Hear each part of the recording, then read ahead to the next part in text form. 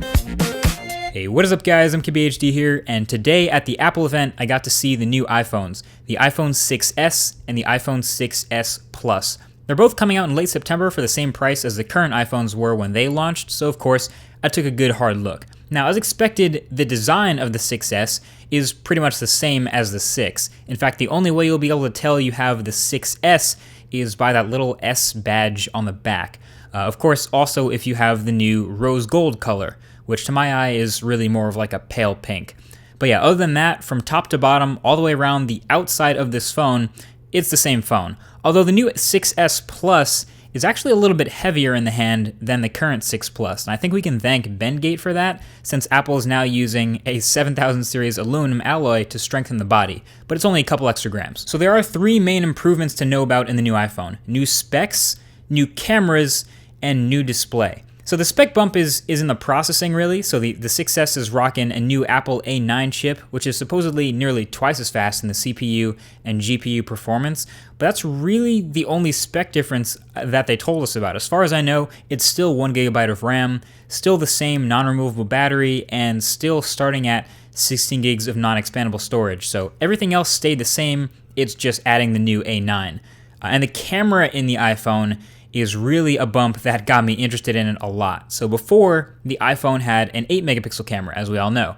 This new iPhone is rocking a 12 megapixel sensor, which is awesome for a couple reasons. One, that means the photos will be even crispier, and if the demo photos from the events are any indication, we may have a new #1 best smartphone camera. And number two, 12 megapixels now means we have a large enough sensor, or enough pixels, for 4K video. So this smartphone is now capable of hanging with the heavy hitters like the Galaxy S6 and Note 5 and LG G4 and everything, pretty much every other smartphone that's come out this year that shoots 4K video. Plus the 6s also has optical image stabilization that now works during video as well. So I'm really looking forward to testing this camera a lot more. And as a bonus, the front-facing camera also got a nice little bump up to 5 megapixels, and it now uses the display as a dual-tone flash, according to the ambient light. Smart. And with these new iPhones, you can now turn on something called Live Photo, which will capture 1.5 seconds before and after you snap the photo, which is pretty neat. And you can view the live photo by pressing down on the photo in the gallery, which brings us to our third and final major change, and that's 3D touch. Not Force Touch, 3D touch, but basically the same thing as Force Touch. So now the iPhone 6s display is pressure sensitive and to multiple levels. So you can press down a little harder on the display to bring up a context menu in tons of places all over the OS. It's kind of like an expand button or a more info button. So you can 3D touch an icon on the home screen to bring up some quick actions for that app, or you can press an address in a thread to preview the location in Apple Maps.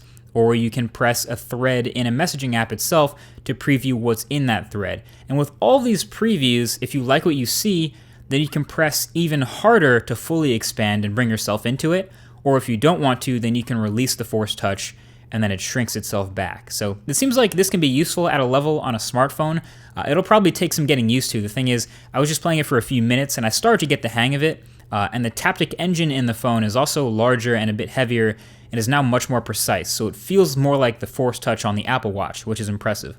And it's fast. I mean, obviously the whole phone will be fast with that new A9 chip and moving around the interface, combined with swipes and gestures I already know.